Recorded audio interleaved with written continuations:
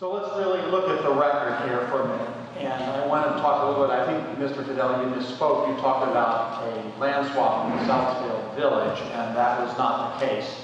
But it is important to bring that up because Southfield Village, as you know, was originally a high-rise and was torn down to make way for the townhouses, which are now Southwood Square. That's quite controversial. I think it was a step in the right direction.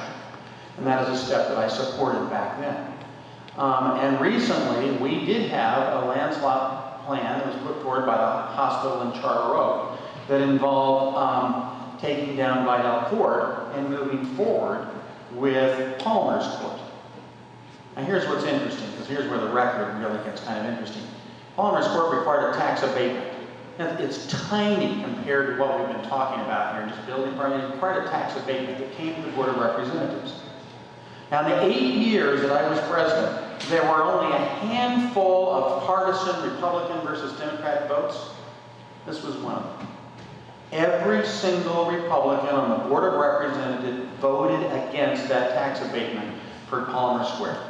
Every single one. We barely won that.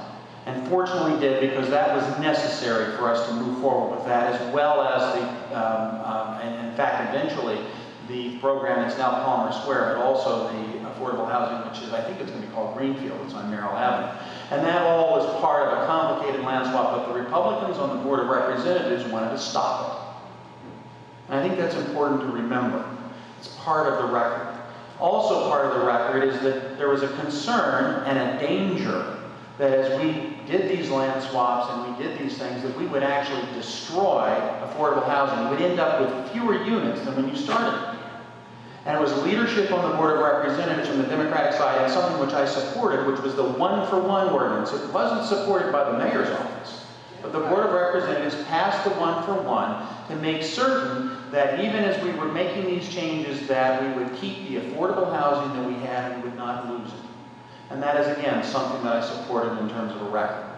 But in going forward, not only do we have to bring in more affordable housing for seniors and more affordable housing for working people, I gotta tell you something.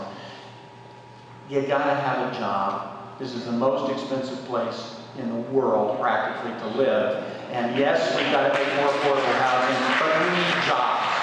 And when you have a development down at the south end, that's the most development going on in all of Connecticut, and our construction workers here in Stamford can't get jobs, then there's something wrong with the way we're handling development. And my opponents, who are basically developers are great, they're going to bring stuff in. No, we can't even get the jobs for construction with the license plates from Texas and Utah. It's time